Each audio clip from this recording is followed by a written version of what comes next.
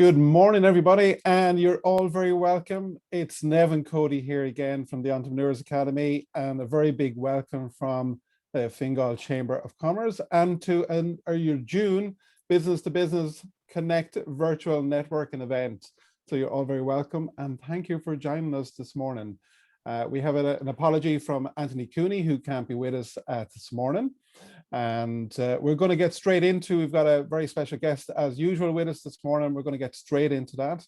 And our guest this morning comes from a team that originates from security, military, police, legal, finance, and business backgrounds. They have a fantastic team, a very scary website to read when I read it first. And they bring a lot of experience and qualifications to the areas of risk management, not just in Ireland, but around the world. They formed originally in 2006, have offices in Dublin, New York, and Port-au-Prince.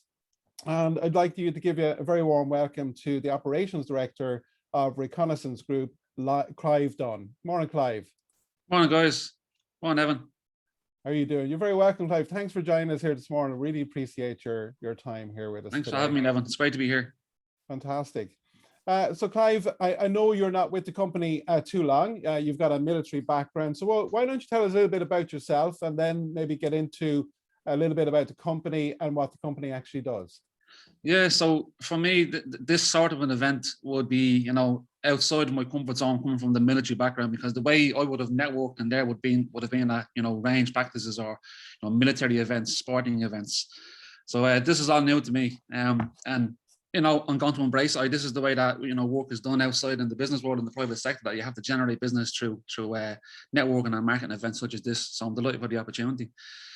So I've done 21 years plus 21 years and 6 months in the Defence Forces, and I've only recently retired. And my role was as a training instructor for more or less all of that time within the brigade training centres, the cadet school. So if any of us have any relations that within the Defence Forces in the last 5 years, they most likely would have come in contact with me. I've done 6 overseas missions to the Lebanon, Liberia, Kosovo, Chad, and Syria, and my most recent role was in Lebanon as the hygiene officer, and retired in that role. So I'm now with Reconnaissance Group. Reconnaissance Group is based all around the world. They're a global organisation, mainly in Haiti and Papua New Guinea at the moment. That's where we began in 2006 when in Haiti. Now we're in Ireland. We're based in Ireland. We have an office in Dublin, in Blanchardstown, in Providence House, and we also have an office in New York and in Port-au-Prince. And so what we're offering, our service offering for today, and what I'd like to get out today, we're going to offer security. We'd like to celebrate the security in terms of static guarding, door security, key holding, and then on the other end, because of the way the environment has gone, the way the global pandemic has gone, we also offer health and safety, consultancy, training, you name it, we provide it. Okay, fantastic. And so you look at security risk management, continuity plans, and you also do some training as well. So what sort of training do you deliver to businesses? Yeah, so in terms of the most recent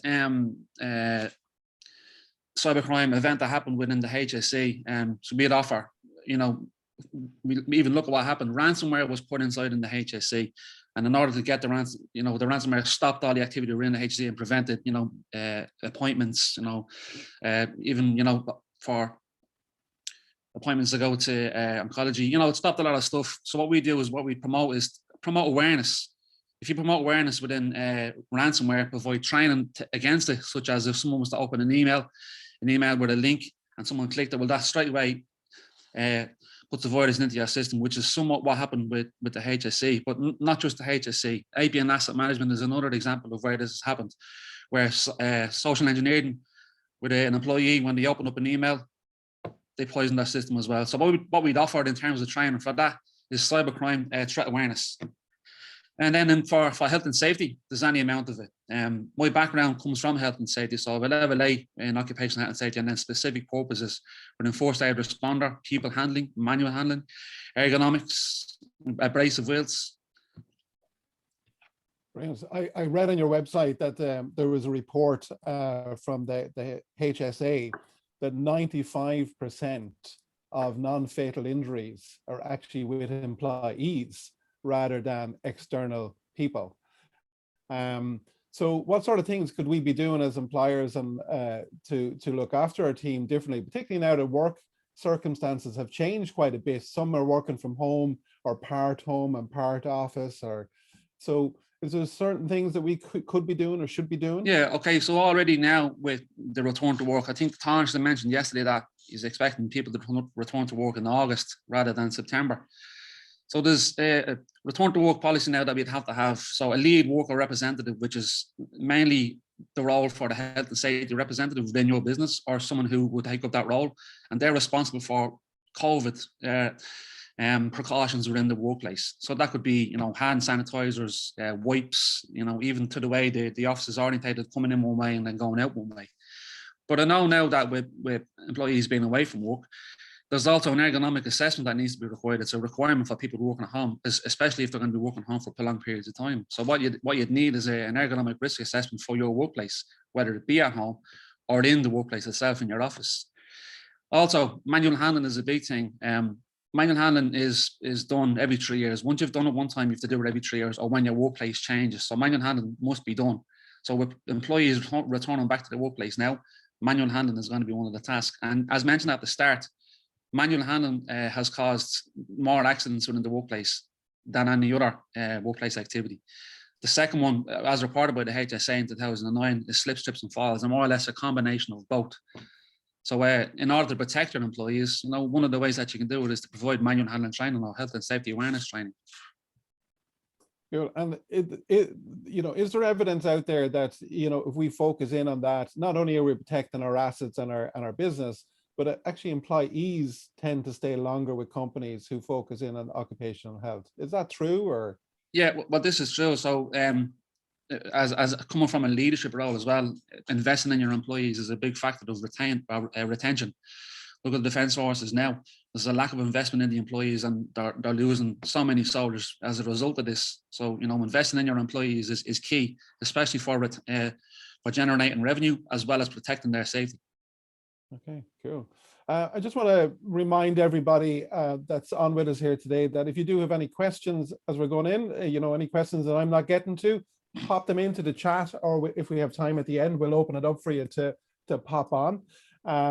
So Clive, 2020, we all know what that year brought to most of our businesses, and I'm really eager to know what it meant to your group in general, both internally and then externally, about the clients that you worked with, and how were they prepared, or how were they ill prepared, and that you're helping them now with to plan for the future. Yeah, so obviously now we're back, we're working in Ireland now. So from what I've gathered, the business hasn't changed. There's risk everywhere, and if there's risk, then you need to have security. And that's what we're advising our clients. Business within, the Caribbean, globally for us has not changed, but now at home it has, which is an area that we've identified. An area that we've identified mainly for it now, obviously, would be cybersecurity and health and safety within the workplace and returning to the workplace. These are all going to be key areas where you would see impact. So if someone's not trained or doesn't have any awareness in cybercrime, they could click on that bad link that could infect your system. If somebody's not trained how to lift something or lift a person or even put out a fire, that can create risk to your organization. So if we would associate two things, like the fire, a fire needs three things to ignite: fuel, oxygen, and heat. So if you associate that with security and risk or crime, situational crime prevention and routine activity posits that a capable offender, a combination of three things: a capable offender, a suitable target, and a lack of a guardian. If you were to take out one of them, then the crime wouldn't occur. So how do you prevent it? Awareness training. Cool. Okay, well, and that's something that you guys deliver, is all that awareness training? Yeah, we delivered all that, Nevin, yeah.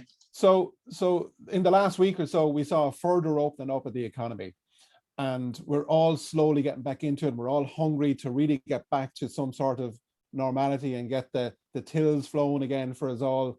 And some of us have been operating throughout, which has been great. But have you any advice for any of us who are getting back into it in the last week or two? Personally, one of my other businesses, we reopened last week, and it was steady as we went. And I'd always love to hear advice of things we should or shouldn't be doing in preparation for the reopening and the next couple of months as well, planning out for those. Well, I'd mainly listen to your employees, listen to their concerns, consult with them, because they're the ones that are boots on the ground. They're the ones that would see things that you wouldn't see. So if I was in that position, I'd consult with the employees and see what their concerns are in return to workplace. And then obviously the main one in returning is the coronavirus, COVID-19. How will we interact with each other? How are we going to return to work in a safe manner? So consultation with your employees first. Okay, brilliant. And you know, if employees are consulting with us, I mean, that doesn't always mean we can deliver what they're looking for. So is there things that we can do that are very cost effective in the workplace to make, you know, safer environments and safer for customers coming into us without having to spend big money? Yeah, well, start at the front door. Like for protecting anybody, put your sign-in sheet for contact tracing for the door. That's your first protection. And then once they're in the building, then you can create a whole new environment for it. Yeah, so manual handling is done, as you said, every 3 years. So, you know, for cost effective, everybody has to have that. You know, if you have a workplace that has 3 or 4, then you only need to have a code of practice. You don't need a safety statement. Everything is done. Everything is compiled and created through a risk assessment. Once the risk assessment is complete, you create a safety statement, and then you can generate what training is required. So that's where you'll generate or identify the cost or cost effect on your organization. Everyone needs manual handling.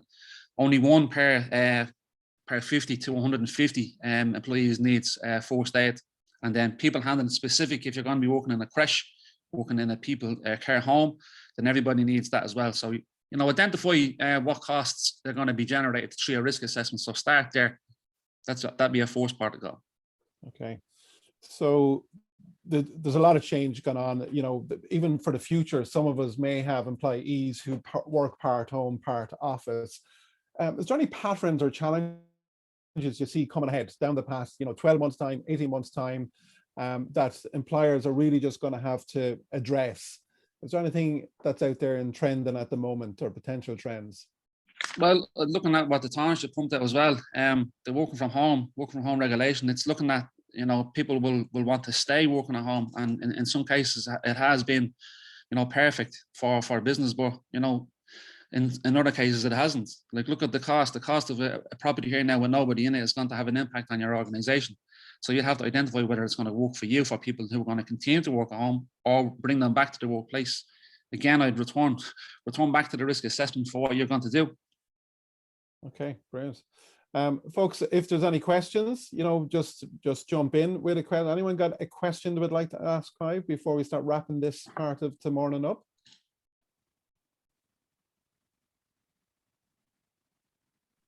Yeah, just jump in. Yeah, I actually have a question, if that's okay. Yeah, Michelle. Yeah.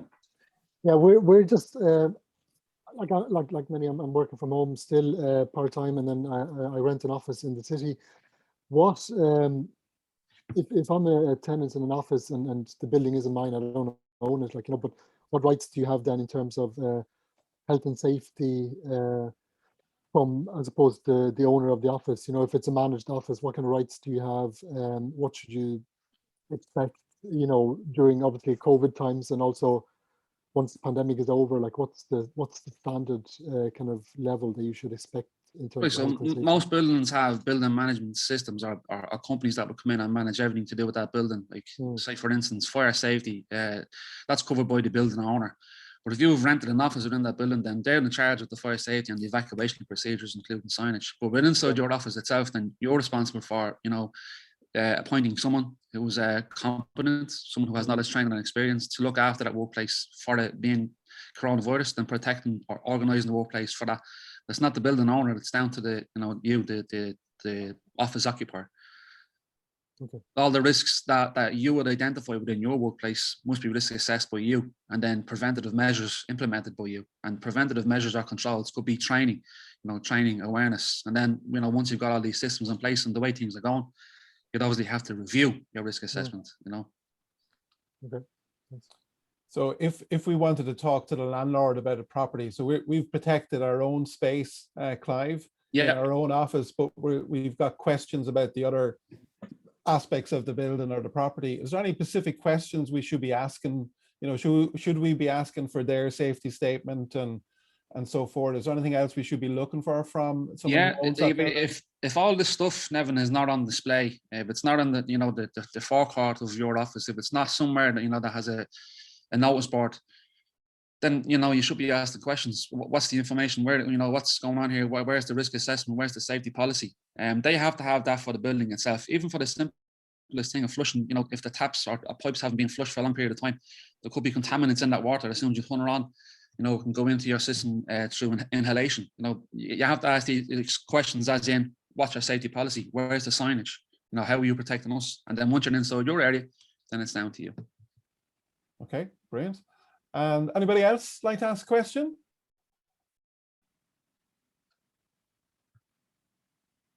So I'm going to take that as a no. If you do, just give me a hands up and I'll jump in.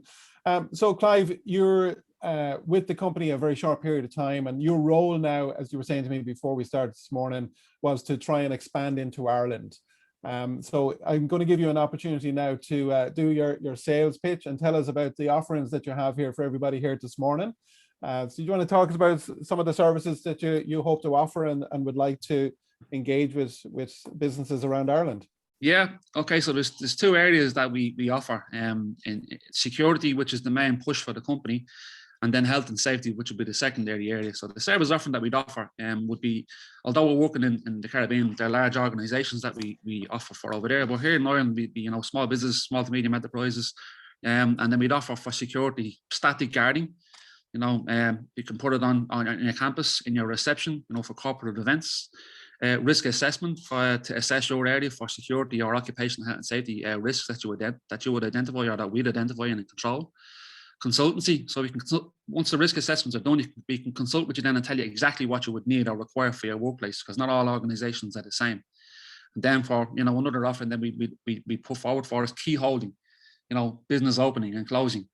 But there's also a suite of stuff that we also offer as well, separate to it, you know, technical surveillance, control measures, GPS tracking. You know, there's a few things that we can offer, but the main push would be static guarding, risk assessment, security consultancy, and then key holding. And then in terms of health and safety, as we know, you know, returning to work, we have to protect our employees. Manual handling is one of the big things that we'd have every employee to be qualified in. People handling or patient handling, if you're going back to work in the hospital, if you're going to work in a care home, if you're going to work in a creche with children. Now, obviously, then them things then require some sort of training and qualification, which we can offer. First aid is also another area that we provide training in, whether it be first aid, FEC, pre-hospital emergency care council qualified first aid responder, basic first aid, pediatric first aid, parent first aid. You know, we've been working with football teams, parent first aid is suitable for this.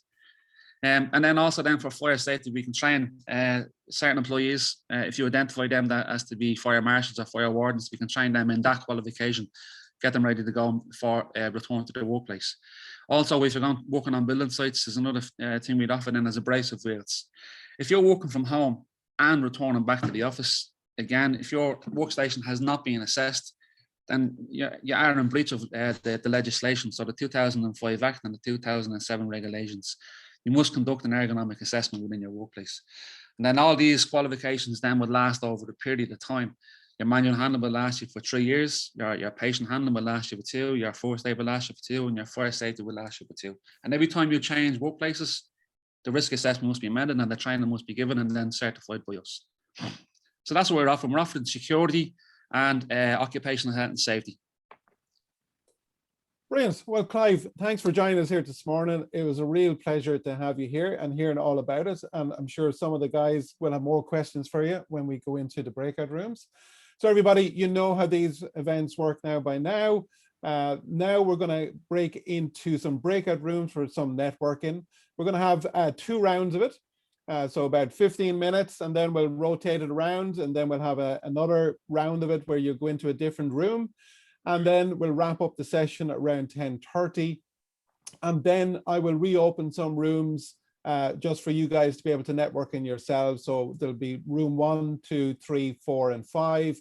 So if you meet somebody here and you want to continue on the conversation later on this morning, so maybe you can arrange to meet up in room 2 or room 3 after 10:30, and they will stay open for a further 30 minutes for you to catch up or link in with one another. How does that sound to everybody? All good. So I'm going to open up the meeting rooms now. Clive, I believe you're going to stay with us and you'll be in the meeting room and we'll move you around then as well. Okay. Okay. Opening the rooms now. Okay, folks, welcome back. I hope you had a wonderful morning with us this morning. First of all, I want to thank the Chamber for putting on these events. I think they're so beneficial and it's great that we're all able to keep going during these times. Anthony sent these apologies this morning, and thank you to David Brannigan, who's my contact in the Chamber, and for myself, Nevin, Cody, and the Entrepreneurs Academy, we say thank you. And most importantly, I want to say thank you to Clive Dunne, who was our guest this morning from Reconnaissance Group. Clive, thank you very much. Thanks very much, Nevin, for having me. It's great speaking to you all today as well. Brilliant. And for the rest of you, thank you for coming along. Without you, we wouldn't have the event. So I am going to say farewell now, but I am going to open a couple of rooms. So if any of you have decided that you want to continue on your conversation, you can pick a room to meet up. So I'm just going to name them room 1, 2, 3, 4, 5, 6, and 7. So if you want to choose any of those rooms, they're open now. So if you've linked up with anybody else, other than that, we'll see you all next month. And thanks for coming.